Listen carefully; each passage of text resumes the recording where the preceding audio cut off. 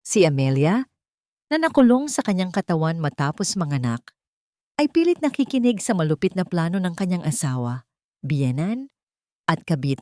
Nais nilang wakasan ang kanyang buhay upang kunin ang kanyang ari-arian. Kaya ba ni Amelia nalabanan ang kawalan ng pag-asa, ipaglaban ang kanyang mga anak, at mabunyag ang masamang plano bago pa man huli? Ang puting ilaw sa itaas ng delivery room ay tila isang araw na nakakasilaw. Bawat paghinga ni Amelia ay mabigat, pinipiga ng sakit at ng sabik. Sa kanyang tabi, mahigpit ang hawak ni Miguel sa kanyang kamay. Ang init nito ang tanging pamilyar na bagay sa malamig at esteril na silid. "Kaya mo yan, mahal ko," bulong ni Miguel. Ang kanyang boses ay nanginginig ng bahagya, ngunit pilit na pinatatatag para sa kanya. "Kasama mo ako, hindi kita iiwan." Tumango si Amelia, isang butil ng pawis ang gumulong sa kanyang sentido. Ang bawat paghilab ng kanyang tiyan ay isang alon na nagbabantang lunurin siya. Ngunit sa bawat alon na yon ay ang pangako ng dalawang buhay na ilang sandali na lang ay masisilayan na niya. Hinaplos niya ang munting silver brooch na nakapin sa kanyang damit pang ospital. Pamana pa yon ng kanyang yumaong ina. "Isang munting agimat," sabi nito noon, "para sa ligtas na panganganak." Ngayon, higit kailanman, kailangan niya ang lahat ng uri ng proteksyon. "Isa pa, Mrs. Santos, malapit na!" Sigaw ng doktor na si Carlos De Leon. Sumigaw si Amelia. Ibinuhos ang lahat ng natitirang lakas. Isang sigaw ng sakit, ng pag-asa, ng pag-ibig, at sa gitna ng kaguluhan, isang manipis ngunit malakas na iyak ang pumunit sa katahimikan. Napaluha si Miguel. "Narinig mo yon, Amy? Ang panganay natin." Ngunit hindi pa tapos ang lahat. May isa pa. Muling huminga ng malalim si Amelia, at sa tulong ng mga doktor at nurse, at sa mga bulong ng pagmamahal mula kay Miguel, muling umalingaw-ngaw ang isa pang iyak sa silid. Dalawang malulusog na anghel. Si Luz at si Paz. Hikbing sabi ni Amelia. Ang kanyang puso ay umaapaw sa kaligayahang hindi niya akalaing posible. Nakita niya ang kislap sa mga mata ni Miguel nang ipakita ng nurse ang dalawang sanggol na nababalot ng puting lampin. Ito na yon. Ang pamilyang pinangarap niya. Ang buhay na perpekto. Ngunit bigla, ang liwanag ay nagsimulang magdilim. Ang malinaw na boses ng mga nurse ay naging mga bulong na hindi niya maintindihan. Ang mahigpit na hawak ni Miguel ay tila lumuwag. Isang nakakabinging tunog ng makina ang nagsimulang umugong, mabilis at walang tigil. "Doctor," bumabagsak ang vital signs niya. "We're losing her! Code blue! Code blue!" Naramdaman ni Amelia ang isang kakaibang lamig na gumapang sa kanyang buong katawan. Sinubukan niyang tawagin ang pangalan ni Miguel. Sinubukan niyang abutin ang kanyang mga anak. Ngunit ang kanyang mga braso ay parang tingga. Ang kanyang mga mata, na kanina lang ay puno ng luha ng kagalakan, ay unti-unting bumibigat. Ang huli niyang nakita ay ang nag-aalalang mukha ni Dr. De Leon at ang gulat na ekspresyon ni Miguel bago siya lamunin ng isang walang katapusang kadiliman. Katahimikan. Iyon ang unang napansin ni Amelia. Isang katahimikang nakakabingi. Wala siyang makita, wala siyang maramdaman. Para siyang isang kaluluwang lumulutang sa gitna ng kawalan. Patay na ba ako? Ngunit hindi, dahil may naririnig siya. "I'm sorry, Mr. Santos." Ang boses ay malungkot at formal. Boses ni Dr. De Leon. "We did everything we can. She suffered a massive amniotic fluid embolism. It was too severe. Time of death, 3:42 p.m. Hindi. Sumigaw ang isip ni Amelia. Isang sigaw na walang tunog. Isang sigaw na umalingaw-ngaw lamang sa loob ng kanyang bungo. "Hindi! Buhay ako! Naririnig ko kayo!" Narinig niya ang isang malakas na paghikbi. Si Miguel, ang kanyang asawa. Hindi totoo yan, Doc, Amy. Mahal ko. Kasunod nito ay ang boses ng isang babae, matigas at may awtoridad. Anak, tanggapin na natin. Ang biyena niyang si Imelda Santos. Gumalaw kayo. Sigaw niya sa sarili niyang katawan. Iunat ninyo ang mga daliri ko. Imulat ninyo ang mga mata ko.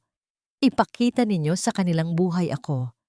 Ngunit ang kanyang katawan ay isang bilangguan, isang malamig at hindi gumagalaw na selda na nagkulong sa kanyang sumisigaw na kamalayan. Ang takot ay nagsimulang pumulupot sa kanyang kaluluwa. Mas masakit pa sa naramdaman niyang sakit sa panganganak. Narinig niya ang mga yabag papalabas ng silid. Siguro ay si Dr. De Leon at ang mga nurse. Naiwan ang hikbi ni Miguel at ang nakakakilabot na katahimikan ni Imelda. Ilang sandali pa, tumigil ang pag-iyak ni Miguel. Biglaan, isang nakakabinging katahimikan ang namayani. At sa gitna ng katahimikang yon, narinig ni Amelia ang boses ng kanyang biyenan. Malamig, walang emosyon, at puno ng isang bagay na hindi niya mawari. Tagumpay. Huwag kang mag-alala, anak, sabi ni Imelda sa mahinang boses, isang bulong na para lamang sa kanilang dalawa. Ito na ang simula ng bagong buhay para sa atin. Nakuha na natin ang lahat. Ang mga salita ni Imelda ay parang asidong dahan-dahang tumutulo sa kamalayan ni Amelia. Nakuha na natin ang lahat. Ano? Anong ibig niyang sabihin? Sinubukan ng isip ni Amelia na hanapan yon ng ibang kahulugan. Siguro, ang tinutukoy niya ay ang mga apo niya. Siguro, sa sobrang tuwa, iyon lamang ang nasabi niya. Ngunit ang lamig at kalkuladong tono ng kanyang boses ay tumutusok sa anumang pag-asang nagbabadyang mabuo sa dibdib ni Amelia. Mama, hinaan niyo ang boses niyo. Saway ni Miguel. Ngunit kahit sa simpleng pakiusap na yon ay may bakas ng takot at pagkakasala. Hindi iyon ang boses ng isang asawang nagluluksa. Iyon ay boses ng isang kasabwat. Bakit? May makakarinig ba sa atin? Sagot ni Imelda at narinig ni Amelia ang kaluskos ng papel. Nandito na sa akin ang kopya ng life insurance policy niya. Napakalaki, Miguel. Mas malaki pa sa inaakala ko. Ang lahat ng pinaghirapan ng ama niya, ang mga ari-arian na nakapangalan sa kanya, sa atin na mapupunta. Parang isang malaking tipak ng yelo ang bumagsak sa sikmura ni Amelia. Life insurance, ari-arian. Ito ba ang dahilan? Ito ba ang halaga ng kanyang buhay? Ang kanyang pagmamahal? Ang mga anak na kaluluwal pa lamang niya? Mama, pero paano? Ang sabi ng doktor. Ano ang sabi ng doktor? Putol ni Imelda. Napatay na siya? Mas mabuti nga iyon. Pero kailangan nating sundin ang proseso. Sasabihin natin sa doktor na gusto nating hintayin ang opinyon ng ibang espesyalista. Bibigyan natin siya ng 30 araw. After 30 days, kapag wala pa ring pagbabago, tayo na mismo ang pipirma sa papeles para tanggalin ang life support. It will look like a merciful decision. Isang desisyon ng isang pamilyang pagod ng umasa. 30 araw. Binigyan nila ng taning ang kanyang buhay. Isang buwan na paghihintay bago nila siya tuluyang patayin para legal na makuha ang lahat.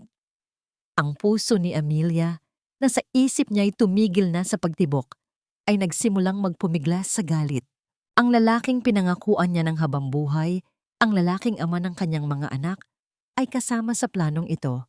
Gusto niyang sumigaw. Gusto niyang magmura. Mga demonyo, mga sakim.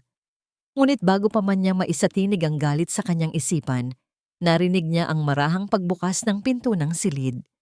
May mga yabag na papalapit, mga takong na pumapalakpak sa sahig. Isang pamilyar na tunog, ngunit hindi niya matukoy kung saan narinig. At mayroon pang isa. Isang amoy, isang matamis na pabango na minsan na niyang naamoy sa damit ni Miguel pagka-uwi nito mula sa isang overtime sa trabaho. Miguel, mahal, malambing na sabi ng isang babae. Nanlamig ang buong pagkatao ni Amelia. Kilala niya ang boses na yon, si Isabel Rosales, ang bago nilang assistant sa opisina. ang babaeng ipinakilala sa kanya ni Miguel bilang parang nakababatang kapatid. Naramdaman niya ang pagbabago sa hangin, ang paglapit nito sa kanyang kama, at pagkatapos, ang tunog na tuluyang dumurog sa anumang natitira sa kanyang puso. Isang halik, isang mabilis, ngunit malagkit na tunog ng mga labing naglapat. At hindi iyon sa kanyang pisngi. Narinig niya ang mahinang pag-angal ni Miguel. "Belle, nandito tayo sa ospital." Saway ni Miguel, ngunit walang bigat ang kanyang mga salita. "So, hindi ka ba masaya na makita ako?" Malanding sagot ni Isabel. "Nabalitaan ko ang nangyari. I'm so sorry for your loss." Dagdag pa nito, ang bawat salita ay puno ng pekeng pakikiramay na halos masuka si Amelia. "Tama na yan," sabad ni Imelda. Tila walang pakialam sa eksena. "Belle, mabutit dumating ka. Narinig mo ba ang plano? 30 araw. 30 days? Hindi ba masyadong matagal, tita?" Reklamo ni Isabel. "Paano kung magising siya?" "Hindi yan magigising," mabilis na sagot ni Imelda. "At kahit magising pa siya, anong magagawa ng isang gulay? Kailangan nating maging malinis. Kailangan nating magmukhang nagluluksa. Sa loob ng 30 araw, Miguel, iiyak ka. Magpapakita ka ng sakit. At ikaw, Belle, mananatili ka muna sa anino. Pagkatapos ng lahat, kapag nasa atin na ang pera, maaari na nating simulan ang buhay na pinapangarap natin." Biglang nag-flashback sa isip ni Amelia ang mga nakaraang buwan. Ang mga gabing ginagabi ng si Miguel, ang mga biglaang business trip, ang mga text message na agad binubura, ang mga resibo ng mga mamahaling regalo na hindi naman para sa kanya. Ang lahat ng yon, pinili niyang huwag pansinin. Pinili niyang magtiwala. Dahil mahal niya si Miguel. Dahil ayaw niyang masira ang pamilyang bubuuin pa lamang nila. Ang tanga-tanga niya. Habang ang tatlo ay nagbubulungan, nagpaplano ng kanyang kamatayan at ng kanilang kinabukasan, sa ibabaw ng kanyang bangkay, may isa pang eksena ang nangyayari sa kabilang bahagi ng lungsod. Sa isang tahimik na opisina sa Makati, nakaupo si Attorney Lorna Guevara, ang matalik na kaibigan at abogada ni Amelia. Sa harap niya ay isang maliit na speaker na konektado sa kanyang laptop.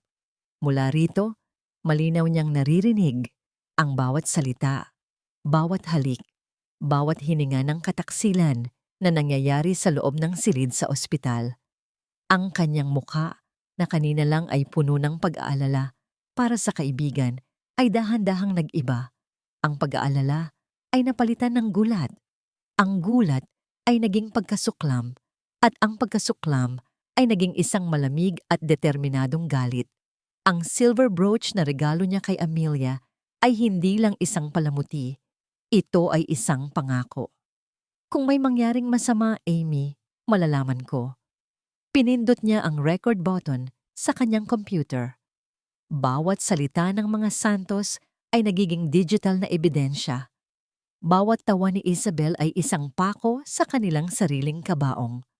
Bumalik ang kamalayan ni Amelia sa ospital. Ang kanyang paunang pagkabigla ay nagliliyab na ngayon bilang isang nag-aapoy na galit. Hindi siya papayag, hindi siya susuko. Lalaban siya para sa kanyang sarili, para sa kanyang mga anak. Nang biglang nagsalita si Isabel, isang tanong na puno ng pag-aalala na nagpabago sa lahat. "Miguel, tita, paano yung mga bata? Si Luz at Paz, anong gagawin natin sa kanila?" Mayroong sandaling katahimikan. At pagkatapos ay sinabi ni Isabel ang mga salitang tuluyang nagwasak sa mundo ni Amelia at nagbigay sa kanya ng pinakamatinding dahilan para mabuhay. Inihaplos ni Isabel ang kanyang tiyan at sinabing, "Kailangan nating bilisan. Hindi pwedeng lumaki ang tiyan ko na hindi pa natin naaayos ang lahat." Ang mga salita ni Isabel ay parang bombang sumabog sa loob ng isipan ni Amelia. Nag-iwan ng nakabibinging katahimikan at pira-pirasong alaala. Hindi pwedeng lumaki ang tiyan ko. Buntis siya. Ang kirida ng asawa niya ay nagdadalang tao. Ang galit na naramdaman ni Amelia kanina ay biglang napalitan ng isang malawak at malamig na kawalan. Parang binuhusan ng nagyayelong tubig ang kanyang buong kaluluwa. Pinapatay ang anumang natitirang alab ng pag-asa. Hindi lang pala ito tungkol sa pera. Ito ay pagpapalit.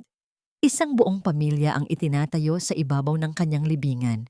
Isang bagong asawa, isang bagong ina, isang bagong anak. At ang kanyang mga anak, ang kanyang dalawang anghel na si Luz at Paz, ay magiging mga ampon sa sarili nilang pamamahay o mas masahol pa, mga sagabal na kailangang alisin.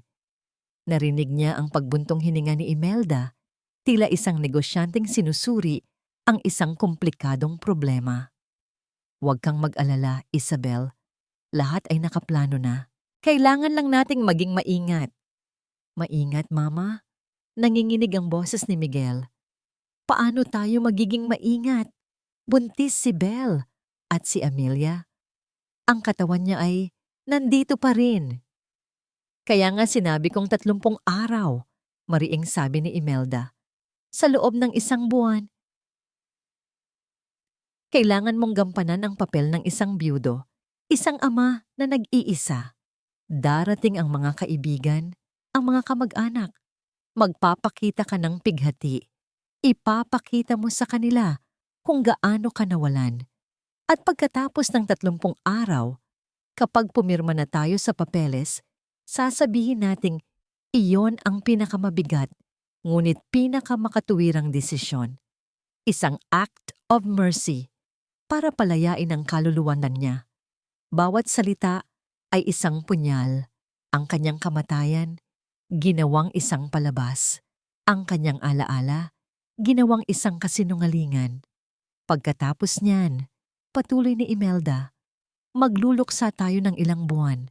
At kapag handa na ang lahat, Belle, maaari ka nang pumasok sa eksena bilang isang kaibigan na tumulong sa nagluluksang pamilya. Walang maghihinala. At kapag isinilang mo na ang bata, magiging isang buo at masayang pamilya na tayo. Isang buo at masayang pamilya. Ang mga salitang yon ay paulit-ulit na umalingaw-ngaw sa isip ni Amelia. Bawat ulit ay mas masakit. Iyon ang pangarap niya. Iyon ang buhay na ipinagdasal niya. At ngayon, naririnig niya itong inaangkin ng mga taong pumatay sa kanya. Gusto niyang ipikit ang kanyang mga mata, ngunit nakapikit na ang mga ito. Gusto niyang takpan ang kanyang mga tainga, ngunit wala siyang magawa, kundi ang pakinggan ang bawat detalye ng kanilang masamang balak. Maya-maya pa, pumasok ang isang nurse sa silid. Mr. Santos, oras na po para sa check-up. Agad na nagbago ang himig sa silid. Narinig ni Amelia ang isang malakas na paghikbi. Si Miguel, umiiyak siya. Ngunit ngayon, alam na ni Amelia ang kaibahan. Hindi ito iyak ng pighati. Ito ay iyak ng isang aktor. Isang napakagaling na aktor. Salamat, nurse, sabi ni Miguel sa pagitan ng mga hikbi. Kamusta na siya? May pagbabago ba? Wala pa rin po, sir.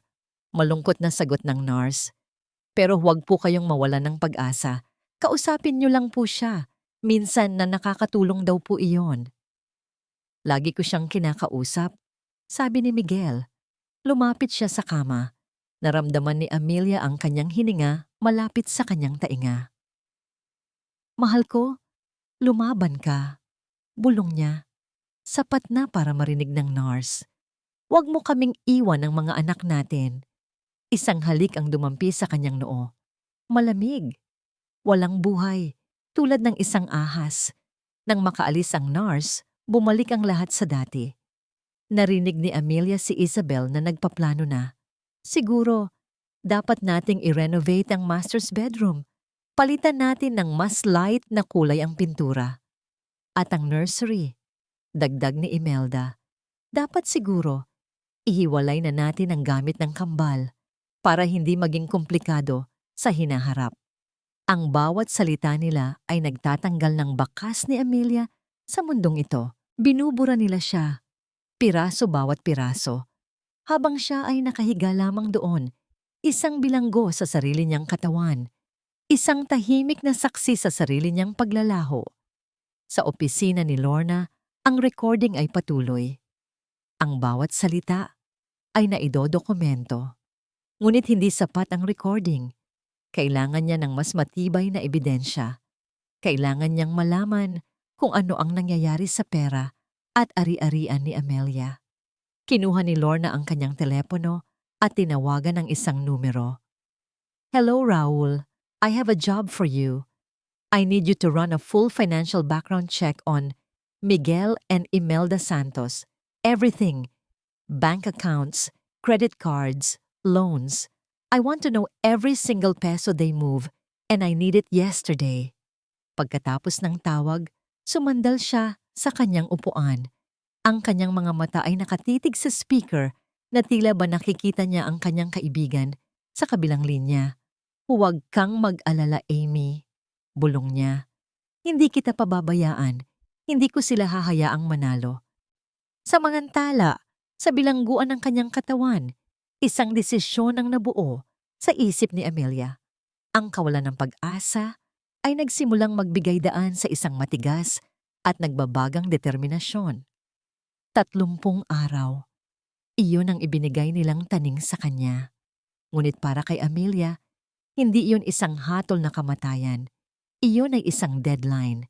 30 araw para lumaban. 30 araw para magising. 30 araw para mabawi ang lahat ng inagaw sa kanya. Sinubukan niyang muli. Ginamit ang lahat ng kanyang lakas, ang lahat ng kanyang galit, ang lahat ng kanyang pagmamahal para sa kanyang mga anak. Ipinukol niya ang lahat ng iyon sa isang maliit na bahagi ng kanyang katawan. Ang dulo ng kanyang daliri sa paa. Gumalaw ka, walang nangyari. Gumalaw ka, wala pa rin. Ngunit hindi siya sumuko. Ito pa lang ang unang araw. Mayroon pa siyang 29 na pagkakataon. Biglang pumasok si Imelda sa silid. May kausap sa telepono. Ang kanyang boses ay mahina, halos pabulong. Ngunit sa sobrang talas ng pandinig ni Amelia ngayon, bawat salita ay malinaw. "Opo, nasisiguro ko," sabi ni Imelda. "Isang malusog na sanggol na babae." "Oo, kararating lang. Walang magiging problema. Ang nanay, huwag kayong mag-alala sa kanya. Malapit na siyang mawala sa eksena. May narinig siyang pag-uusap tungkol sa pera. Isang malaking halaga." At doon, naintindihan ni Amelia ang sinabi ni Imelda kanina. Ihiwalay na natin ang gamit ng kambal para hindi maging komplikado sa hinaharap. Hindi lang siya ang gusto nilang alisin. Isa sa kanyang mga anak. Ibebenta nila. Nang matapos ang tawag, lumapit si Imelda sa intercom ng silid at kinausap ang nursery. "Nurse, pwede niyo bang dalhin dito si Paz? Gusto ko lang siyang makarga sandali." Maya-maya pa, narinig ni Amelia ang pagbukas ng pinto at ang mahinang iyak ng isang sanggol, ang kanyang anak, ang kanyang Paz. At sa gitna ng kadiliman, narinig ni Amelia ang malamig at sakim na bulong ni Imelda sa sanggol. "Ikaw ang magiging susi sa lahat, bata ka. Ang anghel na mag-aahon sa amin sa hirap." Isang tawag ang pumasok sa telepono ni Imelda. "Hello?" "Opo, nandito na siya." May tumawag. Isang kliyente. Interesado sila sa isang sanggol na babae. Ang amoy ng baby powder at gatas ay bumalot kay Miguel habang nakatayo siya sa harap ng salamin ng nursery. Sa loob ng 2 magkahiwalay na incubator, mahimbing na natutulog ang 2 nilalang na nagbago ng kanyang buhay magpakailanman. Si Luz at si Paz, ang kanyang mga anak. Pinayagan siya ng nurse na pumasok sandali. Sa kauna-unahang pagkakataon, binuhat niya ang isa sa mga ito, si Luz. Napakaliit niya sa kanyang mga braso, napakabango. Ang munting mga daliri nito ay kumuyom sa kanyang hintuturo, isang hawak na mas matibay pa sa anumang kontrata. Naramdaman niya ang isang mainit na kuryenteng gumapang sa kanyang dibdib. Isang damdaming hindi niya pa naramdaman kailanman. Pagmamahal, purong pagmamahal. Pagkatapos ay binuhat niya si Paz. Kung si Luz ay may hawig kay Amelia, si Paz naman ay tila isang munting kopya niya. Ang hugis ng ilong, ang manipis na buhok na nagsisimulang tumubo, isang bahagi niya.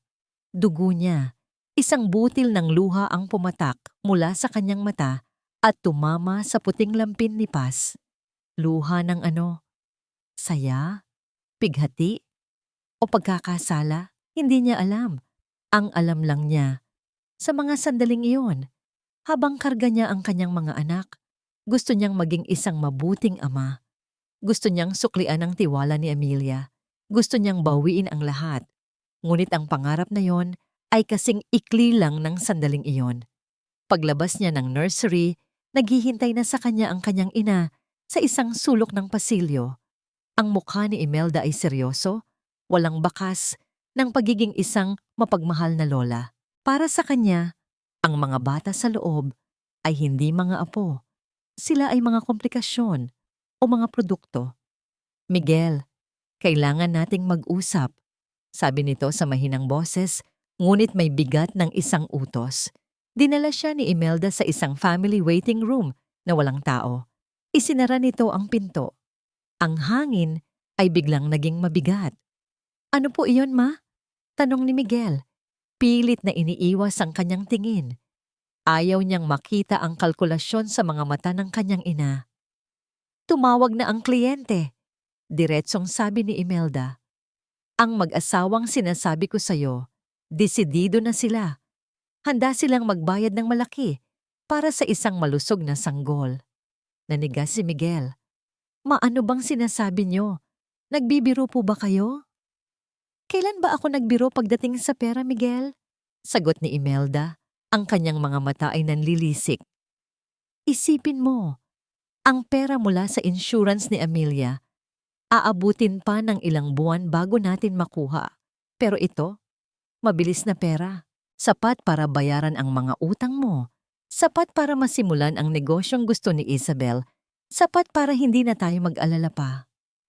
Pero ma, anak ko yon. Anak natin ni Amelia. Halos pabulong na sigaw ni Miguel.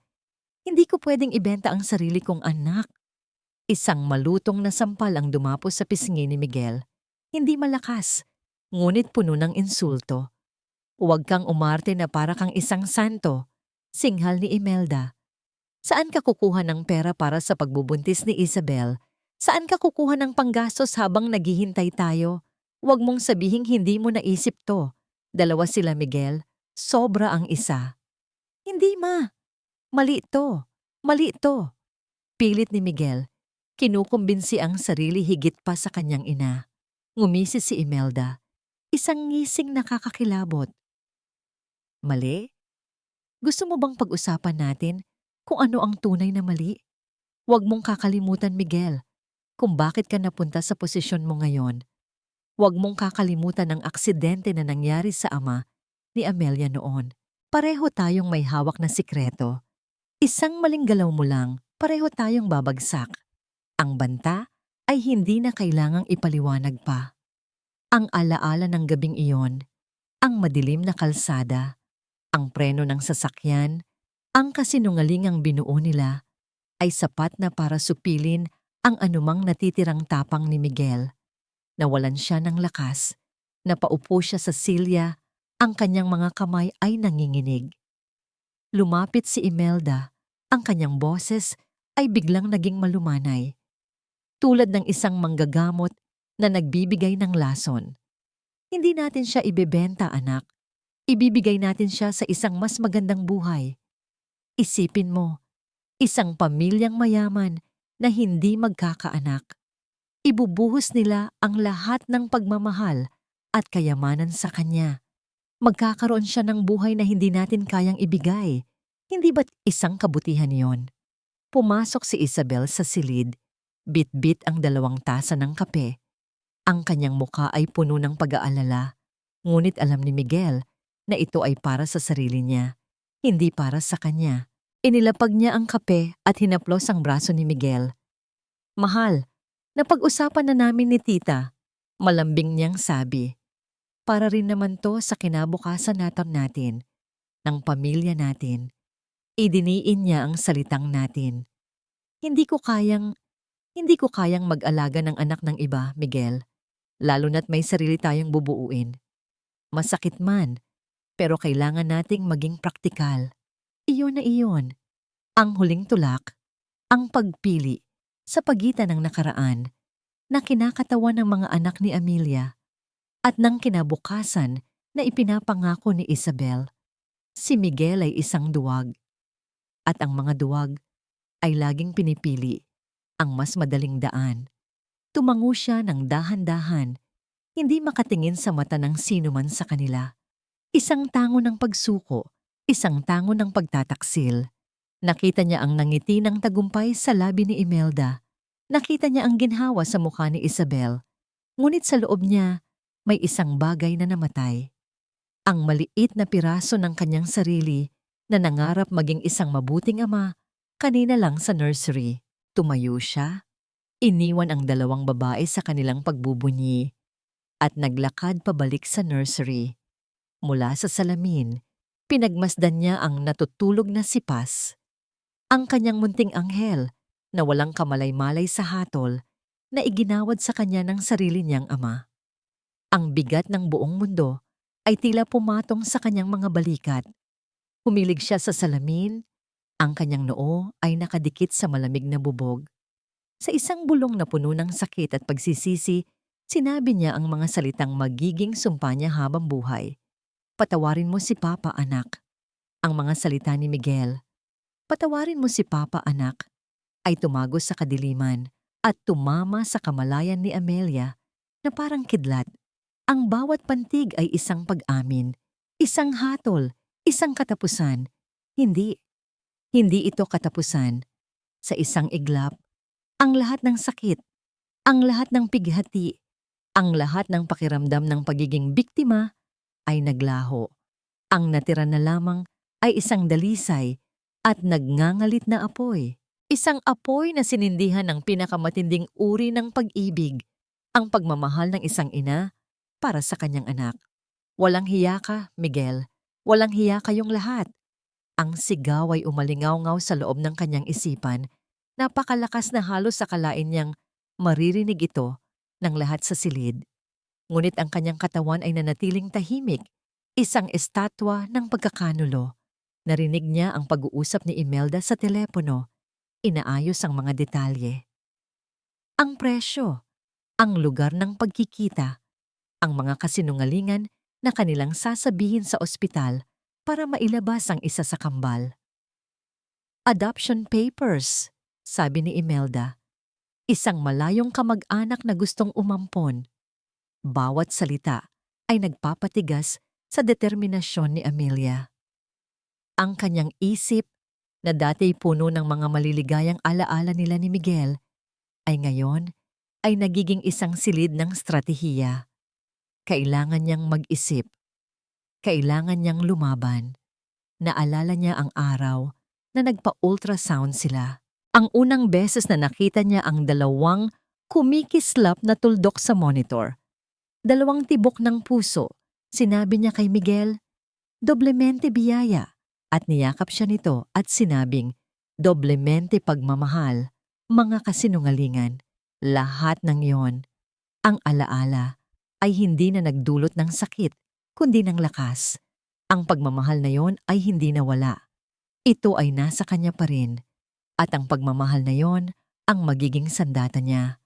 Isinara niya ang kanyang isip sa lahat ng ingay sa paligid, sa boses ni Imelda, sa pagdaan ng mga nurse, sa tunog ng mga makina. Itinuon niya ang lahat ng kanyang enerhiya, lahat ng kanyang kalooban, sa isang sulong punto. Ang hinliliit ng aking kaliwang kamay, imahinasyon. Sa simula, iyon lang. Inimagine niya ang kanyang daliri na gumagalaw. Isang maliit na pag-angat, isang maliit na pagbaluktot, paulit-ulit, milyon-milyong beses sa loob ng kanyang isipan. Gumalaw ka, para kay Luz. Gumalaw ka, para kay Paz. Gumalaw ka, para sa akin. Ang mga oras ay lumipas. Ang araw ay naging gabi. Narinig niya ang pagpapalit ng shift ng mga nurse. Narinig niya si Miguel na pumasok, nagpaalam sa kanya ng isang pekeng. Good night, mahal, bago umuwi sa kanilang bahay, sa kanilang kama, kung saan sigurado siya ay naghihintay na si Isabel. Sa gitna ng gabi, sa katahimikan ng ospital, isang nurse ang pumasok para ayusin ang kanyang kumot. Isang mabait na nurse, base sa lambing ng kanyang mga kamay. Hey, Ma'am Amelia, bulong ng nurse habang inaayos ang kanyang unan. Kung naririnig niyo man ako, lumaban po kayo. Ang gaganda po ng mga anak ninyo. Kanina, parang hinahanap na nila ang kanilang nanay. Ang mga salitang yon ay parang gasolinang ibinuhos sa nag-aalab ng apoy sa puso ni Amelia. Hinahanap nila ako. Muli niyang sinubukan. Sa pagkakataong ito, may kasamang imahe. Ang mga mukha ng kanyang mga anak. Ang maliliit nilang mga kamay. Ang kanilang mga unang iyak. Ipinukol niya ang lahat ng pagmamahal na yon. Ang lahat ng pangungulila. Ang lahat ng galit sa dulo ng kanyang daliri. At pagkatapos, may nangyari. Isang kislap. Isang kuryente. Isang bahagyang pag-angat. Napakaliit. Napakabilis. Na halos hindi niya naramdaman. Ngunit naramdaman niya. Isang twitch. Isang hindi voluntaryong paggalaw. Napatigil ang nurse sa kanyang ginagawa. Tinitigan nito ang kamay ni Amelia. Ano yon? Ngunit ang daliri ay hindi na muling gumalaw. Bumalik ito sa pagiging bato. Guni-guni ko lang siguro, sabi ng nurse sa sarili, at nagpatuloy na sa kanyang gawain bago lumabas ng silid. Ngunit para kay Amelia, iyon ay hindi guni-guni. Iyon ay isang himala, isang senyales, isang patunay na mayroon pang pag-asa, na ang kanyang katawan, ang kanyang bilangguan ay may siwang na pala. Isang maliit na butas kung saan maaaring makadaan ang liwanag. Nang sumunod na araw, pumasok si Imelda sa silid. Ang kanyang mukha ay masaya. Ang kanyang mga hakbang ay magaan. May dala siyang bulaklak para sa palabas. Inilagay niya ito sa florera, sa tabi ng kama ni Amelia. Lumapit siya. Ang kanyang mukha ay ilang pulgada na lang mula kay Amelia. Ang amoy ng kanyang mamahaling pabango ay nakakasulasok. Alam mo, Amelia, bulong ni Imelda, ang kanyang boses ay puno ng paghamak at tagumpay. Mas mabuti na rin siguro na ganito ka. Isang pabigat lang na malapit nang mawala.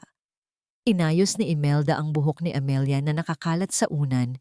Isang kilos na puno ng pagkukunwari. At ang isa mong anak? Nagpatuloy siya. Huwag kang mag-alala para sa kanya. Magkakaroon siya ng buhay na hinding-hindi mo kayang ibigay. Isang buhay na puno ng yaman. Malayo sa pamilyang ito. Malayo sa'yo. Pagkasabi noon, tumalikod na si Imelda at lumabas ng silid. Iniwan si Amelia sa isang katahimikang mas maingay pa kaysa sa sigawan. Ngunit ang mga salita ni Imelda ay hindi na nakasakit kay Amelia. Sa halip, ang mga ito ay naging panggatong. Isang paalala sa kung ano ang nakataya. Hindi na siya ang Amelia na mahina at nagtitiwala. Ang babaeng nakahiga sa kama na ito ay iba na. Siya ay isang ina. Isang leon ang handang gawin ang lahat para protektahan ang kanyang mga supling. At sa katahimikan ng kanyang isipan, isang pangako ang kanyang binitawan. Naririnig kita, Imelda. Naririnig ko kayong lahat. At hindi ako papayag. Magigising ako. At sa araw na imumulat ko ang aking mga mata, sisingilin ko kayong lahat sa inyong mga kasalanan. Ipinikit niyang muli ang kanyang isipan. At muling nag-ensayo. Gumalaw ka. At sa pagkakataong ito, ang twitch ay mas malakas na babog. Ang chandelier sa itaas ng pribadong silid ng restaurant ay kumikinang na parang mga diamante. Bawat kubyerto sa mesa ay pilak. Bawat plato ay mamahaling porselana. Para kay Imelda Santos, ito ang kanyang natural na kapaligiran. Isang mundo ng kapangyarihan at yaman na matagal na niyang inaasam. At ngayon, abot kamay na niya. Sa tapat niya, nakaupo ang mag-asawang Del Prado, isang makapangyarihang negosyante at ang kanyang socialite na asawa. Sila ang kliyente. Sila ang solusyon. Sila ang huling pagkakataon para sa isang perpektong plano. Gusto naming pasalamatan kayo, Mrs. Santos, sa pag-ayos ng pagkikitang ito. Sabi ni Mr. Del Prado, ang kanyang boses ay formal, ngunit may bakas ng desperasyon. Tawagin niyo na lang akong Imelda. Nakangiting sabi ni Imelda. Ang kanyang nangiti ay ensayado, puno ng init at peking pag-unawa. Pamilya na rin naman ang turingan natin, hindi ba? Sa kanyang tabi, si Miguel ay hindi mapakali. Pinaglalaruan niya ang tinidor, iniiwasan ang tingin ng lahat. Mukha siyang isang batang napilitang sumama sa isang pagtitipon ng mga matatanda. Duwag, isip ni Imelda. May kasamang bahagyang pagkadismaya. Ngunit sa ngayon, kailangan niya ang kahinaan ng kanyang anak. Ang totoo, Imelda, nagsalita si Mrs. Del Prado, ang kanyang mga matang namumugto ay hindi maikukubli ng mamahaling pampaganda. Hindi na kami makapaghintay. Ilang taon na naming ipinagdarasal ito.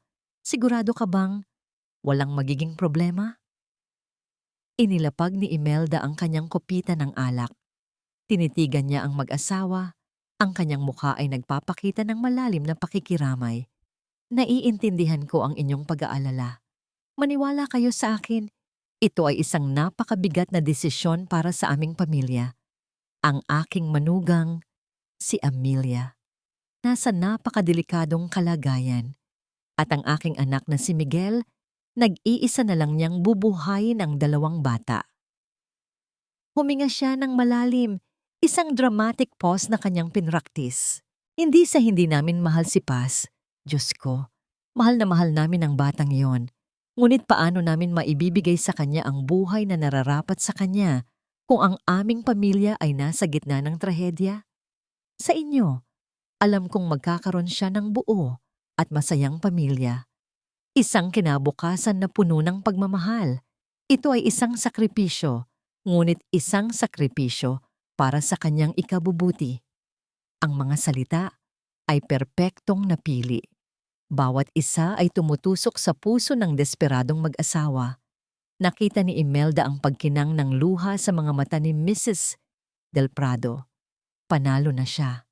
Kinuha ni Mr. Del Prado ang isang itim na portfolio sa ilalim ng mesa at inilapag ito. Binuksan niya ito. Sa loob, nakasalansan ang mga bundle ng tig-1,000 piso, isang malaking halaga. Ang paunang bayad. Ito ay para sa mga gastusin sa ospital at sa mga papeles, sabi ni Mr. Del Prado. Ang kabuuan ay ibibigay namin sa araw na makuha na namin ang bata. Tumingin si Imelda kay Miguel, isang tingin na nagsasabing, umakting ka.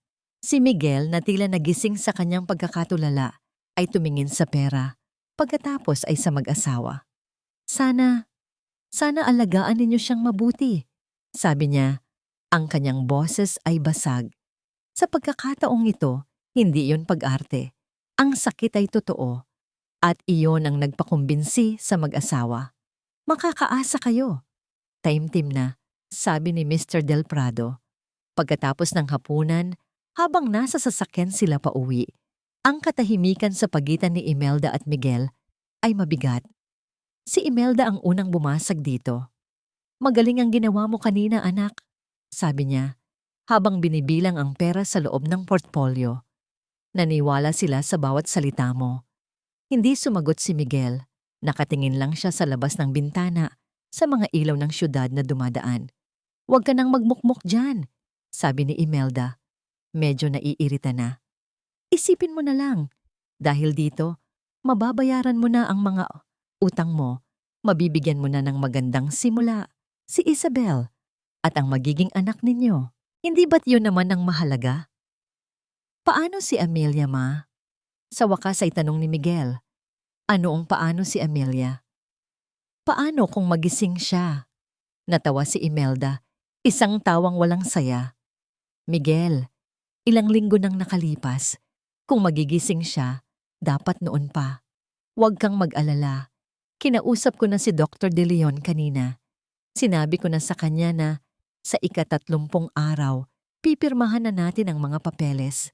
Ang sabi niya, naiintindihan daw niya ang ating masakit na desisyon. Pagdating sa bahay, nadatnan nila si Isabel na naghihintay sa sala. Nang makita niya ang portfolio sa kamay ni Imelda, isang malaking ngiti ang gumuhit sa kanyang mga labi. Niyakap niya si Miguel. Tapos na, mahal? Maayos na ba ang lahat? Tumangulang si Miguel at dumiretso sa kanilang silid. Ang silid na dati sa kanila ni Amelia. Sinundan siya ni Imelda ng tingin. Mahina pa rin ang kanyang anak. Ngunit hindi bale. Kaya niyang kontrolin ang lahat. Pumunta siya sa isang maliit na altar sa isang sulok ng kanilang bahay, kung saan nakalagay ang larawan ng kanyang yumaong asawa. Kumuha siya ng isang bundle ng pera mula sa portfolio at inilagay ito sa harap ng larawan. Nakikita mo ba, mahal? Bulong niya sa larawan. Sinabi ko naman sa'yo, aayusin ko ang lahat. Ang lahat ng ito ay para sa kinabukasan ng ating anak, ng ating pamilya. Kinabukasan, sa ospital, habang binabantayan niya ang comatose na si Amelia, tinawagan niyang muli si Dr. De Leon para kumpirmahin ang lahat. Yes, doctor, sabi niya sa telepono. Ang kanyang boses ay puno ng ensayadong pighati. Bukas ng umaga, sa 31 araw, pupunta kami dyan para pirmahan ang lahat ng kailangan. Salamat sa iyong pag-unawa. This is the hardest decision of our lives. Pagkababa niya ng telepono, ngumisi siya. Bukas na ang katapusan ng lahat. Bukas na ang simula ng kanyang bagong buhay. Hindi niya alam na sa kabilang linya, si Dr. De Leon ay hindi basta-basta naniwala. Mayroon siyang napansin. Isang maliit, halos hindi makitang spike sa brain activity chart ni Amelia mula kagabi. Itinabi niya ito bilang isang anomaly. Ngunit ngayon, dahil sa tawag ni Imelda, isang maliit na butil ng pagdududa ang naitanim sa kanyang isipan. Tinitigan niya ang chart. Ano kaya ito? At sa ibabaw ng kama, sa likod ng mga matang nakapikit, narinig ni Amelia ang lahat. Bukas, ang araw ng kanyang paghuhukom. Ang oras ay nauubos na. 29 na araw. Ang mga salitang yon ay parang isang kampanang paulit-ulit na tumutunog sa isipan ni Amelia. 720 oras ng pagiging bilanggo. 43,200 minuto ng pagdinig sa mga kasinungalingan. Ngayon, wala pang 24 na oras na lang ang natitira. Ang kadiliman sa kanyang paligid ay hindi na nakakatakot. Ito ay naging pamilyar. Isang kumot na pinagtataguan niya ng kanyang mga plano at lumalakas na determinasyon. Sa loob ng 29 na araw, ang munting kislap sa kanyang daliri ay naging isang kontroladong paggalaw. Hindi pa rin niya ito maangat, ngunit kaya na niyang ipatwitch ito ayon sa kanyang kagustuhan. Isang maliit na tagumpay, isang lihim na armas. Ngunit sapat na ba yun? Sa labas ng kanyang silid, ang mundo ay nagpapatuloy. Narinig niya ang pagdating ng umaga, ang pagpasok ng mga nurse, ang paglilinis ng silid, ang pagdating ng kanyang mga berdugo. Pumasok sina Miguel, Imelda at Isabel. Ang kanilang mga boses ngayon ay mas kampante, mas nasasabik. Para silang mga heredero na naghihintay na basahin ang huling habilin. Ito na ang huling araw ng paghihirap mo, Amelia, sabi ni Imelda habang inaalis ang mga luma at lantang bulaklak sa florera. Bukas, sa wakas, makakapagpahinga ka na.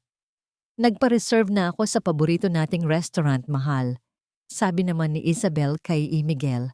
Sapat na para marinig ni Amelia. Para i-celebrate ang bagong simula. Si Miguel ay hindi nagsalita.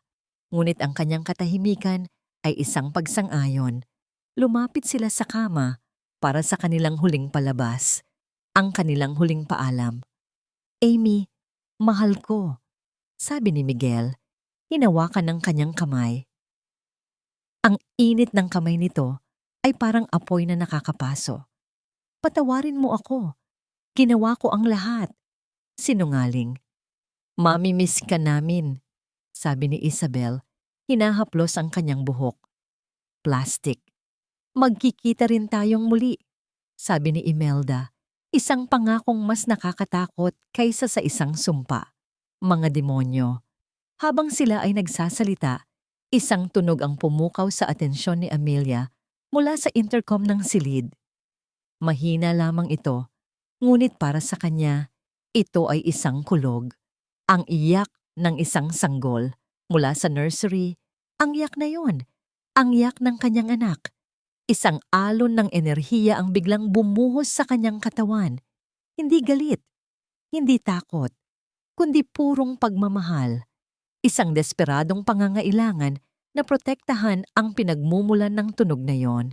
Itinuon niya ang lahat ng enerhiyang yon, hindi lang sa kanyang daliri, kundi sa kanyang mga mata, sa kanyang mga talukap, ang mga piraso ng laman na nagkukulong sa kanya mula sa mundo.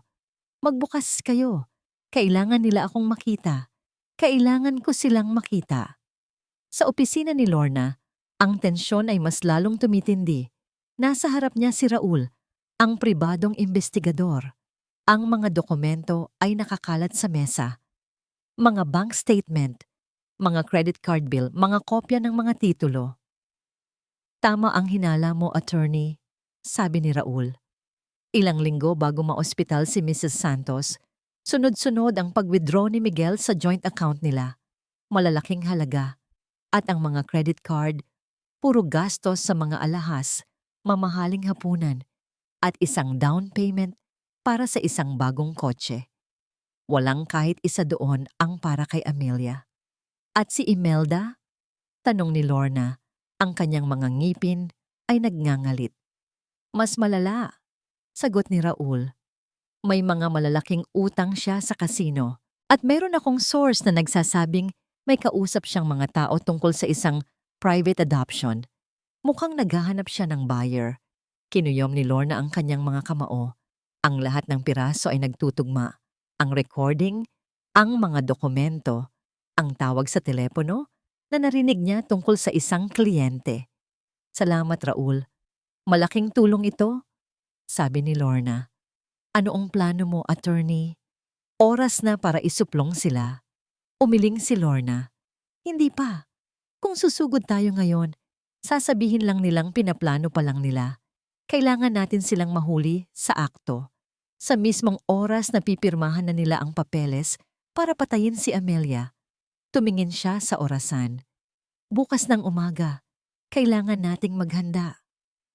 Kinuha niya ang telepono at tinawagan ng isang mataas na opisyal ng pulisya na kanyang pinagkakatiwalaan. Kolonel, kailangan ko ng tulong mo. Pabalik sa ospital. Papalabas na ang tatlo sa silid. Handa na silang iwanan si Amelia sa kanyang huling gabi. Huminto si Miguel. Tumingin siya sa brooch na nakapin pa rin sa damit ni Amelia. Ang munting agimat na ibinigay nito sa kanya. Isang alaala ng pagmamahal na kanyang sinira. Itinaas niya ang kanyang kamay. Akmang aalisin ito. Siguro para itago o para ibenta. Hayaan mo na yan, pigil ni Imelda. Wala namang halaga yan. Isa lang yang piraso ng lata. Ibinalik ni Miguel ang kanyang kamay. Sumunod siya sa kanyang ina at kay Isabel palabas ng silid. Nang magsara ang pinto, nag-iisa na naman si Amelia. Ngunit sa pagkakataong ito, may nag-iba. Ang kanyang pagpupumilit kanina. Ang kanyang pagtuon sa kanyang mga mata. Isang bagay ang gumalaw. Sa ilalim ng kanyang nakapikit na kanang mata, isang butil ng likido ang nabuo. Mainit, maalat. Dahan-dahan itong gumulong, bumagtas sa kanyang pisngi at nahulog sa puting unan. Isang luha. Ang unang pisikal na manifestasyon ng kanyang paghihirap. Ang unang patak ng ulan bago ang isang malakas na bagyo. Bukas, darating ang bagyo. Ang umaga ng 30 araw ay dumating na may kasamang kakaibang katahimikan. Para kay Amelia, ang bawat segundo ay parang isang butil ng buhangin na nahuhulog sa isang hourglass. Hudyat ng nalalapit niyang katapusan o ng kanyang pinakahihintay na paglaya. Ang luha kagabi ay isang tagumpay, ngunit hindi pa sapat. Kailangan niya ng higit pa. Kailangan niya ng boses. Kailangan niya ng mga mata. Narinig niya ang pagdating nila, ang mga yabag sa pasilyo. Mas marami sila ngayon. Pumasok sa silid si Dr. Carlos De Leon kasama ang isang head nurse. Ang kanilang mga muka ay seryoso at malungkot. Mga propesyonal na handang gawin ang isang mahirap na tungkulin. Sa likod nila, nakasunod ang pamilya Santos. Si Miguel, na nakasuot ng itim na polo, ang kanyang mukha ay isang perpektong maskara ng pighati. Si Imelda, na may dignidad ng isang nagluluksa, ngunit matatag na byuda. At si Isabel, na maingat na nakatayo sa may pintuan, isang anino na handa nang lumabas sa liwanag. Mr. Santos, Mrs. Santos, simula ni Dr. De Leon sa isang malumanay na tono. Nandito na po ang mga papeles. Sigurado na po ba kayo sa inyong desisyon? Tumango si Imelda, kinuha ang papel mula sa doktor. Buo na ang aming pasya, Doc. Panahon na para palayain namin siya. Si Miguel ay lumapit sa kama. Hinawakan niyang muli ang kamay ni Amelia. Malamig na ito. Walang buhay. Mahal ko. Bulong niya. Ang kanyang hininga ay amoy kape at kasinungalingan. Paalam na. Magkikita rin tayo. Inabot ni Imelda ang ballpen at ang papeles kay Miguel. Pirahan mo na, anak. Ang buong atensyon sa silid ay nasa kay Miguel. Ang pag-scratch ng ballpen sa papel ang magiging hudyat ng kanilang tagumpay. Ang tunog na yon ang magiging mitya ng kanilang bagong buhay. Itinaas ni Miguel ang ballpen. Ang dulo nito ay ilang sentimetro na lang mula sa linya kung saan nakasulat ang kanyang pangalan. Sa sandaling iyon, ginamit ni Amelia ang lahat ng natitira niyang lakas. Ang lahat ng galit, ang lahat ng pagmamahal, ang lahat ng alaala ng kanyang mga anak. Ipinukol niya ang lahat ng iyon, hindi na sa kanyang mga daliri o sa kanyang mga mata, kundi sa kanyang lalamunan, sa kanyang mga vocal cord na matagal nang natutulog. Isang salita. Kailangan lang niya ng isang salita. Ang dulo ng ballpen ay dumampi na sa papel. Wa. Ang tunog ay mahina, garalgal, parang kaluskos ng tuyong dahon. Ngunit sa nakabibinging katahimikan ng silid, ito ay umalingaw-ngaw na parang isang putok ng baril. Nabitawan ni Miguel ang ballpen. Tumalsik ito sa sahig. Lahat ay napatingin sa kama. Dahan-dahan, napakabagal, na parang isang bulaklak na sumisibol sa dilim, ang mga talukap ng mata ni Amelia ay nagsimulang gumalaw. Naghiwalay ang mga ito, at mula sa siwang, dalawang mata ang lumitaw, mga matang hindi na puno ng pagmamahal o pagtitiwala, kundi ng isang malamig at nag-aapoy na galit. Ang mga mata na yon ay nakatitig ng diretso kay Miguel, na paatras si Dr. De Leon at ang nurse. Ang kanilang mga mukha ay puno ng pagkamangha at hindi makapaniwalang tuwa. Himala, nasabi ng nurse. Ngunit para sa tatlo, hindi ito himala. Ito ay isang bangungot. Ang mukha ni Miguel ay namutla na parang papel. Si Isabel ay napahawak sa kanyang bibig. Ang kanyang mga mata ay nanlalaki sa takot. Si Imelda, sa unang pagkakataon, ay nawalan ng kontrol. Ang kanyang mukha ay nagpakita ng purong hindi nasasala na sindak. Hindi. Imposible. Nanginginig na sabi ni Imelda. Sa mismong sandaling iyon, bumukas ng malakas ang pinto ng silid. Pumasok si Attorney Lorna Guevara. Ang kanyang mukha ay matigas na parang bato. Sa likod niya, dalawang unipormadong pulis. Magandang umaga, sabi ni Lorna. Ang kanyang boses ay malamig at matalas. Mukhang naistorbo namin ang isang family meeting. Itinaas ni Lorna ang isang maliit na digital recorder. Huwag kayong mag-alala. Narinig namin ang lahat. Sa katunayan, Imelda, halos isang buwan na naming naririnig ang lahat. Pinindot niya ang play at mula sa recorder, Umalingaw-ngaw ang boses ni Imelda. Huwag kang mag-alala, anak. Ito na ang simula ng bagong buhay para sa atin. Nakuha na natin ang lahat. Ang kulay sa mukha ni Imelda ay tuluyang naglaho. Muling nagsalita si Amelia. Mas malakas na ngayon, ang kanyang mga mata ay hindi pa rin inaalis kay Miguel. Traidor. Iyon na ang hudyat. Lumapit ang mga pulis. Miguel Santos, Imelda Santos, Isabel Rosales, inaaresto namin kayo para sa kasong conspiracy to commit murder. Nagsimulang magpumigla si Imelda. Walang katibayan yan. Gawa-gawa nyo lang yan. Bukod sa recording ng bawat pag-uusap ninyo sa loob ng 30 araw, kalmadong sabi ni Lorna habang inilalabas ang isang folder ng mga dokumento.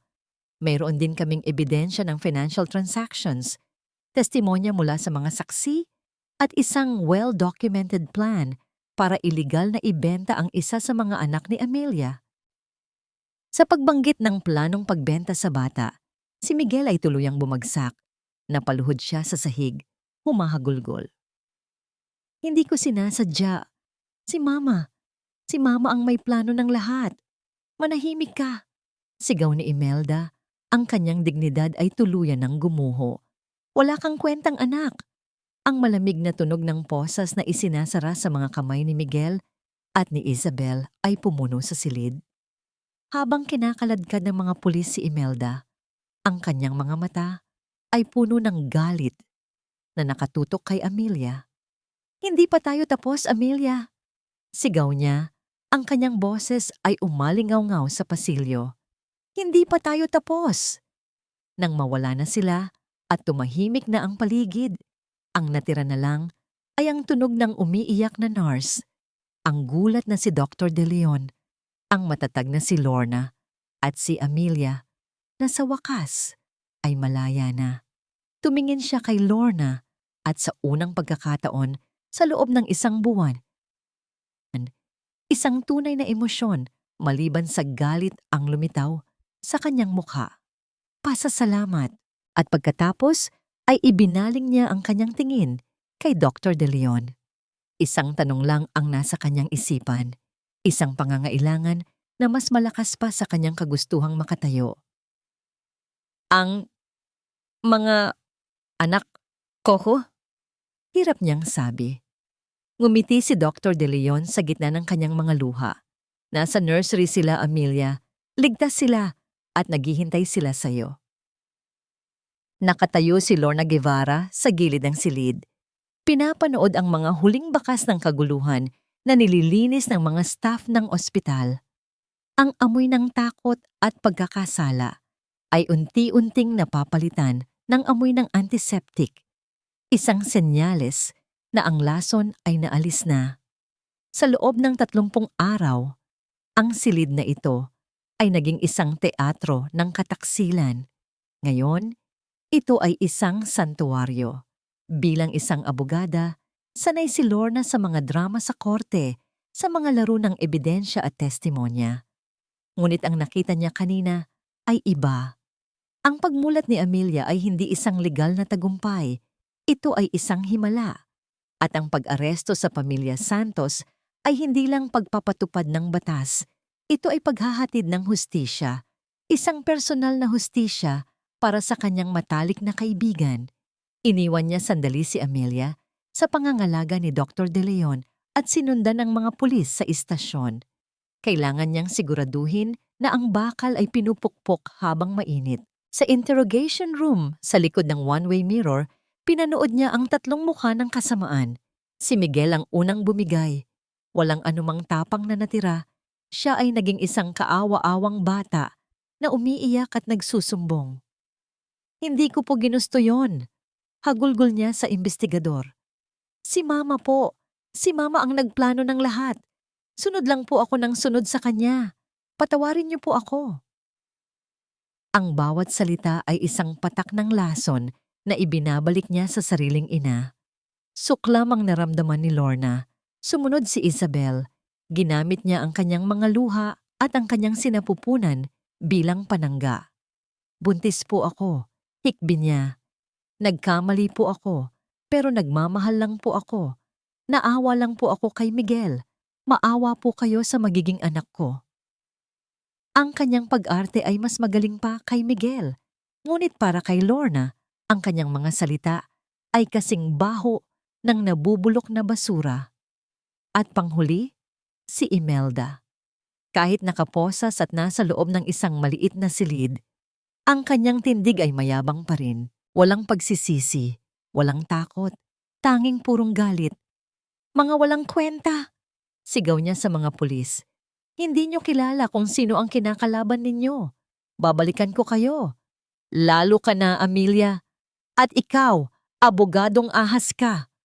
Tinitigan niya ang salamin na para bang nakikita niya si Lorna sa kabilang panig. Isang pangingilabot ang gumapang sa likod ni Lorna, ngunit hindi ito takot. Ito ay pagpapatunay na tama ang kanyang ginawa.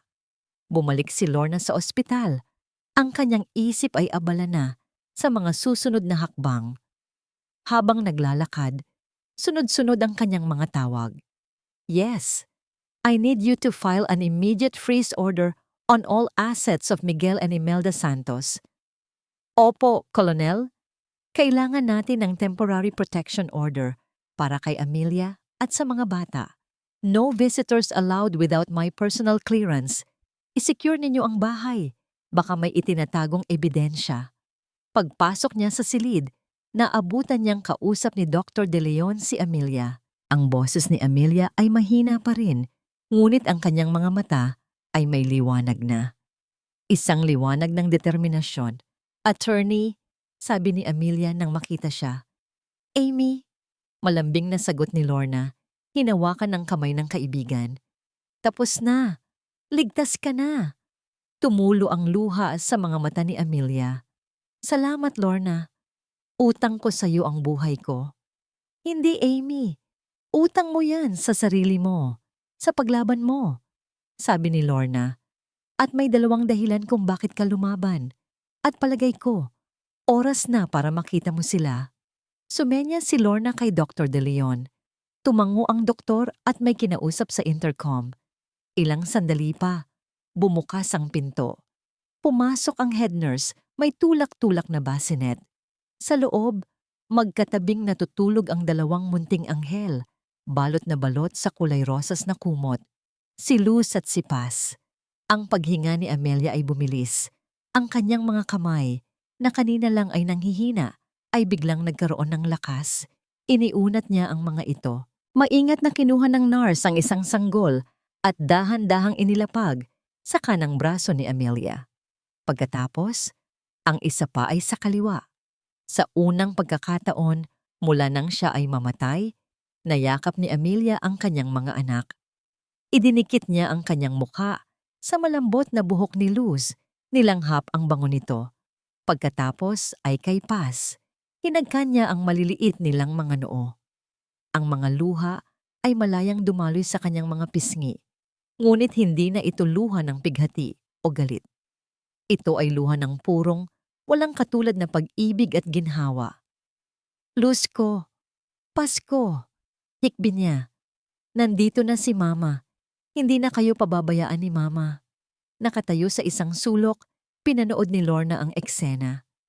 Ang lahat ng stress, ang lahat ng puyat, ang lahat ng panganib. Lahat ay sulit para sa sandaling ito. Ito ang tunay na hustisya. Ang isang ina na inagawa ng lahat ay muling nabuo sa pagyakap sa kanyang mga anak. Ngunit ang kapayapaan ay panandalian lamang. Biglang nag-vibrate ang telepono ni Lorna. Isang text message mula sa kanyang assistant sa opisina. Ati, tumawag po ang abogado ni Imelda Santos. Nag-declare po sila na not guilty sa lahat ng paratang. Lalaban daw po sila sa korte hanggang sa huli. Tumingin si Lorna mula sa kanyang telepono patungo sa mag-iinang payapang magkayakap. Ang laban na ito ay hindi pa tapos. Nagsisimula pa lang ang tunay na digmaan. 6 na buwan. 6 na buwan ng physical therapy, ng mga walang tulog na gabi kasama ang kambal, at ng walang katapusang paghahanda kasama si Lorna. Para kay Amelia, Ang 6 na buwan na yon ay isang paglalakbay mula sa pagiging isang biktima patungo sa pagiging isang mandirigma.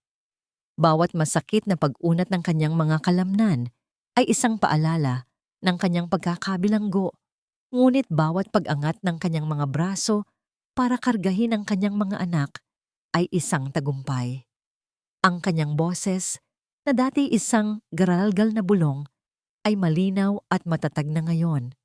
At ang kanyang mga mata, na minsay nakakita lang ng kadiliman, ay nakatuon na ngayon sa isang layunin, katarungan. Ang courtroom ay puno. Ang media, ang mga usisero, ang mga pamilyang nag-aalala. Ang kaso ni Amelia Reyes Santos ay naging isang pambansang sensasyon. Ang Sleeping Beauty na nagising para isumbong ang kanyang mga berdugo. Sa kabilang panig ng silid, nakaupo ang 3. Si Miguel, mas payat, ang kanyang mukha ay guhit-guhit ng pagsisisi at takot. Si Isabel, na malaki na ang tiyan, ay nakayuko, iniiwasan ang tingin ng lahat. At si Imelda, walang nagbago sa kanya. Ang kanyang tindig ay matigas, ang kanyang mga mata ay nanlilisik pa rin sa galit, hindi sa pagsisisi. Nagsimula ang paglilitis.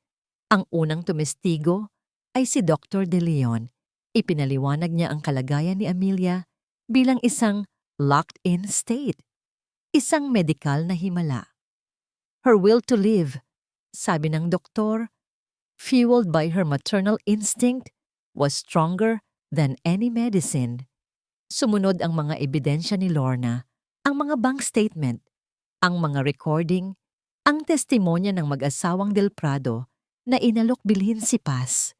Bawat isa ay isang pako sa kabaong ng depensa. Ngunit ang pinakamatinding sandali ay nang tawagin si Amelia sa witness stand. Habang naglalakad siya patungo sa harapan, ang buong silid ay tumahimik. Bawat hakbang niya ay matatag. Bawat paghinga niya ay kontrolado. Umupo siya, tumingin ng diretso sa hukom, at pagkatapos ay sa 3 taong sumira sa kanyang buhay. Maaari mo bang isalaysay sa korteng ito ang mga pangyayari, Mrs. Santos? Tanong ni Lorna. At nagsalaysay si Amelia. Hindi siya umiyak, hindi siya sumigaw. Ang kanyang boses ay kalmado, ngunit ang bawat salita ay may bigat ng kanyang pinagdaanan. Ikinuwento niya ang kanyang pagkakakulong sa sariling katawan, ang bawat plano na kanyang narinig, ang bawat halik ni Isabel kay Miguel, ang bawat kalkulasyon ni Imelda. Nang ikwento niya ang planong pagbenta kay Paz, isang kolektibong paghinga ng pagkagulat ang narinig mula sa mga tao sa korte. Tumingin si Amelia kay Miguel. Sa unang pagkakataon, nagtama ang kanilang mga mata. Nakita niya sa mga mata nito ang lahat, ang pagsisisi, ang hiya, ang paghingi ng tawad. Ngunit huli na ang lahat. Ibinaling niya ang kanyang tingin. Ang abogado ni Imelda ay sinubukang sirain ang kanyang testimonya. Hindi ba't posible, Mrs.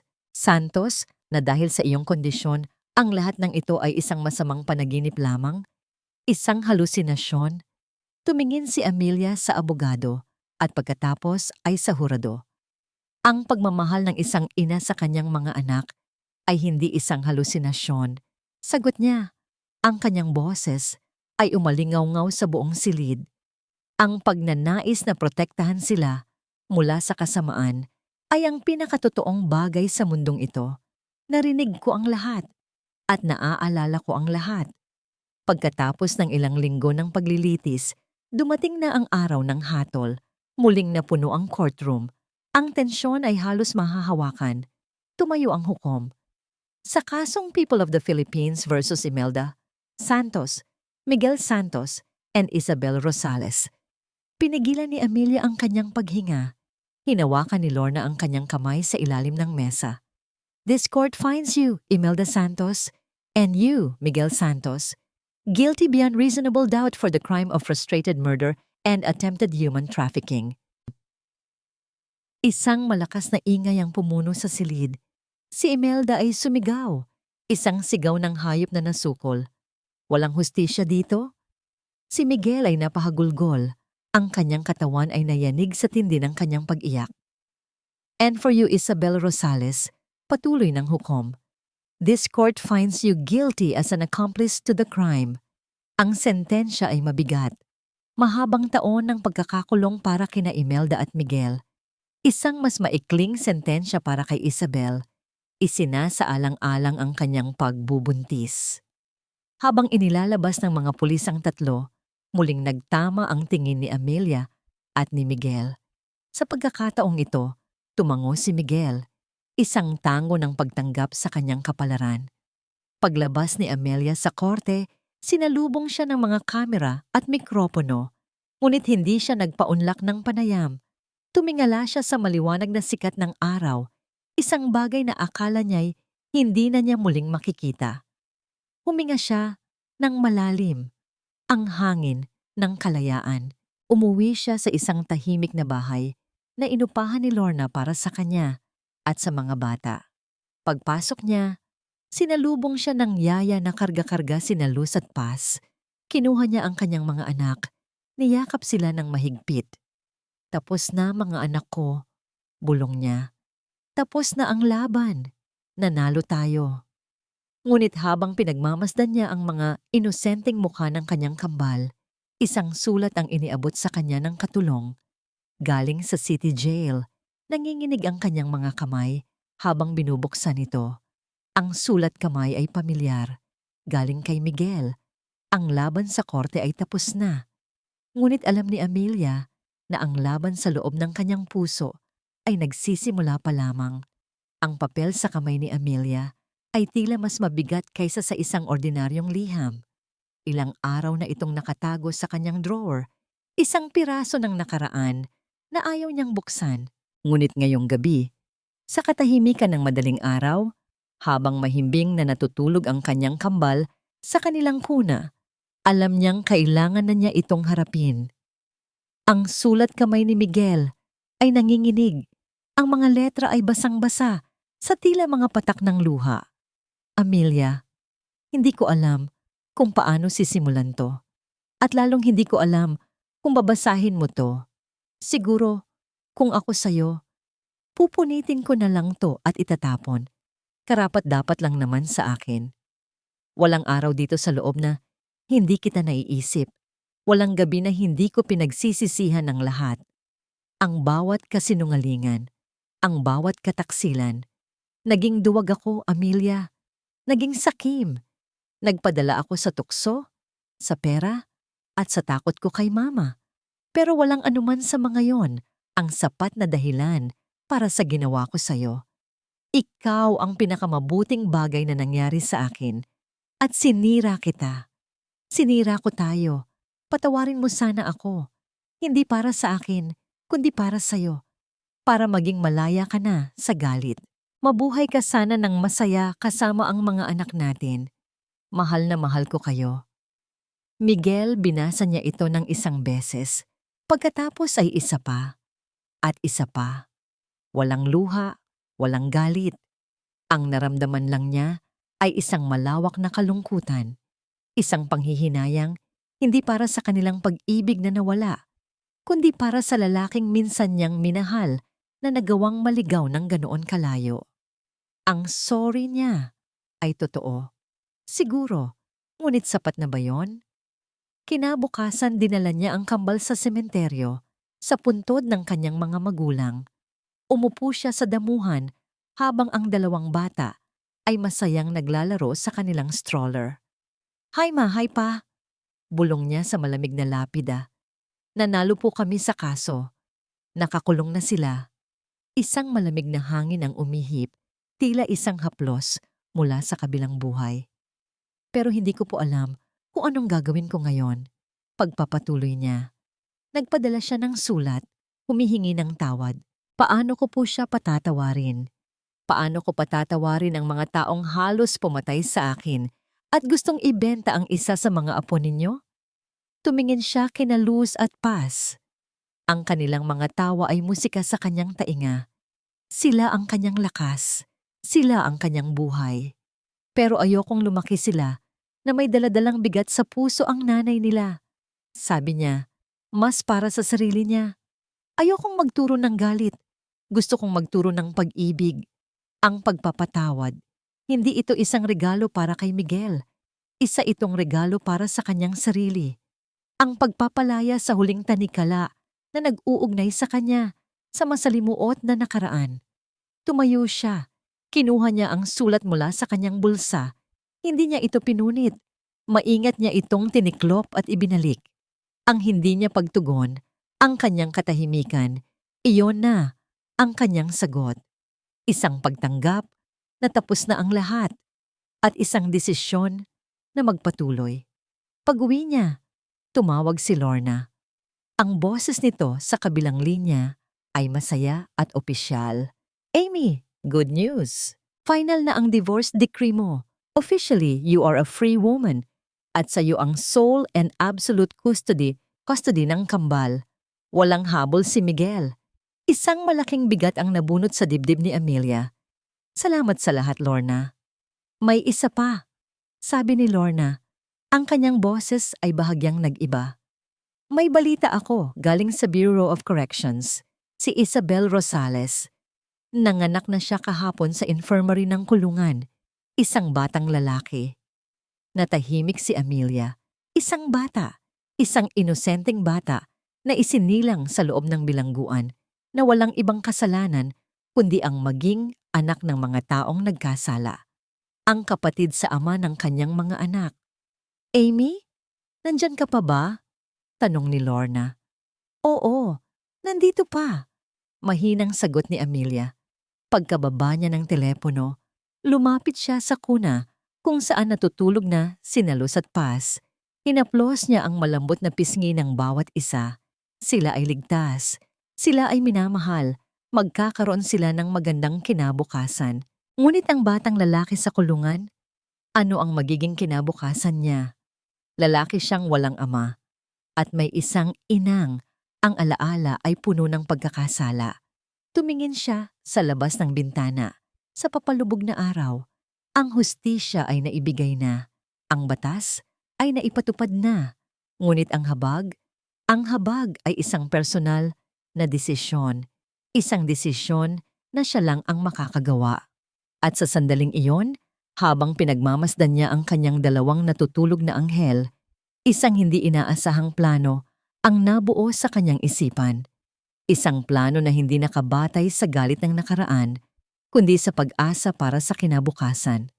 Isang plano para sa isang batang hindi niya pa nakikita, ngunit sa isang banda ay kadugo pa rin ng kanyang mga anak. Isang taon na ang nakalipas mula nang imulat ni Amelia ang kanyang mga mata at bawiin ang kanyang buhay. Ang mundo ay hindi na madilim. Ito ay puno na ng kulay. Nakatayo siya sa entablado ng isang hotel ballroom sa harap ng maraming tao. Ang ilaw ng mga kamera ay nakatutok sa kanya, ngunit hindi na siya nasisilaw. Sa likod niya, isang malaking banner ang nakasulat. The Reyes Foundation. Pag-asa para sa mga ina at anak. Grand launching. Maraming salamat po sa inyong pagdalo. Simula ni Amelia, ang kanyang boses ay malinaw at puno ng kumpiyansa. Isang taon na ang nakalipas. Akala ko ay katapusan na ng lahat para sa akin. Ngunit natutunan ko na kung minsan, ang mga pinakamasakit na pagtatapos ay simula lamang pala ng mga pinakamagandang kabanata. Ginamit niya ang isang bahagi ng perang minana niya sa kanyang mga magulang, ang parehong perang pinag-interesan nina Imelda, para itayo ang pundasyong ito. Isang organisasyong tutulong sa mga single mothers, mga biktima ng abuso, at mga batang nangangailangan. Ginawa niyang isang simbolo ng pag-asa, ang isang bagay na minsay naging sanhi ng kasakiman. Ang pundasyong ito, patuloy niya, ay alay ko sa aking mga magulang na nagturo sa akin ng pagmamahal at sa aking dalawang anak, sina Luz at Paz, na nagturo sa akin kung paano lumaban. Pumalakpak ang mga tao. Sa isang sulok, nakita niya si Lorna, nakangiti at nagpupunas ng luha. Sa tabi nito, ang matapat na si Dr. De Leon, Sila ang kanyang naging pamilya sa gitna ng unos. Pagkatapos ng event, habang nagkakape sila ni Lorna sa isang tahimik na sulok, ibinigay ni Lorna ang isang sobre kay Amelia. "Final report mula sa social services," sabi nito. Binuksan ito ni Amelia. Sa loob, mga litrato ng isang malusog at masayang batang lalaki na naglalaro sa isang malinis na bahay ampunan. Sa ilalim, may sulat mula sa head nun, Mrs. Santos muli. Maraming salamat sa iyong buwanang anonymous donation. Ang batang si David ay lumalaking malusog at bibo. Napakalaking tulong ng iyong suporta para sa kanyang kinabukasan. Hindi na David ang pangalan nito sa birth certificate, ngunit iyon ang pangalang ibinigay ni Amelia na ang ibig sabihin ay minamahal. Isang bagong simula, isang bagong pagkakakilanlan, malayo sa anino ng kanyang mga magulang. "Sigurado ka na ba talaga dito, Amy?" tanong ni Lorna sa ika-100 beses. "Handa akong tumulong para sa legal adoption kung gugustuhin mo." Umiling si Amelia. "Hindi, Lorna. Hindi ko siya kayang palakihin. Bawat tingin ko sa kanya, makikita ko lang sila. Ang magagawa ko lang ay siguraduhin na hindi niya mararanasan ng hirap, na magkakaroon siya ng pagkakataong mamili ng sarili niyang landas, malayo sa kasalanan ng nakaraan. Iyon ang habag na kaya kong ibigay." Isinara niya ang sobre. Ito ang kanyang huling ugnayan sa pamilya Santos. Isang lihim na kabutihan na siya lang, si Lorna, at ang Diyos ang nakakaalam. Kinabukasan, dinala ni Amelia ang kambal sa Batangas, sa isang private beach resort kung saan sila lang ang tao. Ang puting buhangin, ang asul na dagat, ang ginintuang sikat ng araw. Ito ang paraiso. Ang kambal, na ngayon ay marunong ng maglakad, ay masayang naghahabulan sa dalampasigan. Ang kanilang maliliit na paa ay gumagawa ng mga marka sa buhangin, mga markang madaling mabura ng alon, ngunit ang alaala ay mananatili magpakailanman. Umupo si Amelia sa isang banig, pinapanood ang kanyang 2 himala. Si Luz, na kamukha niya, ay ang mas mahinahon. Si Paz, na may mga mata ni Miguel, ay ang mas malikot at matapang. Isang perpektong balanse. Lumapit ang dalawa sa kanya. Ang kanilang mga mukha ay puno ng ngiti at buhangin. Niyakap niya sila ng mahigpit. Nilanghap ang amoy ng dagat at araw sa kanilang mga buhok. "Mama," sabi ni Paz, itinuturo ang papalubog na araw. Tumingin si Amelia sa dapit hapon. Ang langit ay pinintahan ng kulay kahel, rosas at lila. Isang pangako ng panibagong umaga. Hindi na niya naisip ang nakaraan. Ang sakit, ang pagkakanulo, ang paghihiganti. Lahat ng iyon ay bahagi na lang ng kwentong nagdala sa kanya kung nasaan siya ngayon. Ang mahalaga ay ang ngayon, ang yakap ng kanyang mga anak, ang tunog ng kanilang mga tawa, ang kapayapaan sa kanyang puso. Hinalikan niya ang tuktok ng ulo ng kanyang kambal. "Kayo ang aking himala," bulong niya. "Kayo ang aking lahat." At sa paglubog ng araw sa abot-tanaw, alam ni Amelia na sa wakas, pagkatapos ng mahabang kadiliman, nakauwi na siya. At dito po nagtatapos ang kwento ni Amelia. Isang kwento ng katatagan, pag-ibig at pag-asa. Ang aral na iniiwan sa atin ng kwentong ito ay ang walang kapantay na lakas ng isang ina.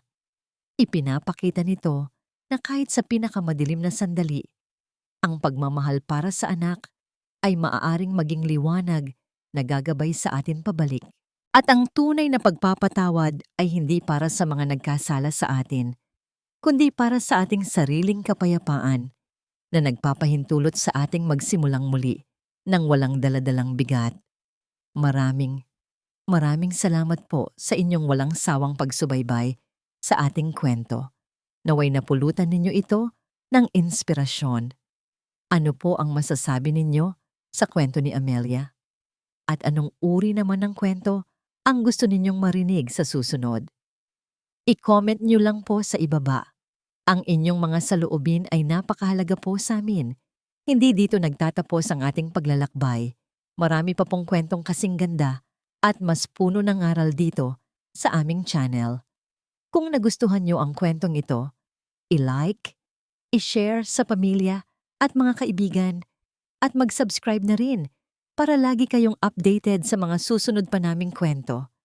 I-click niyo ang notification bell para kayo ang unang makarinig kapag may bago kaming upload. Pagpalain po kayo ng Panginoon, kayo at ang inyong buong pamilya. Hanggang sa muli.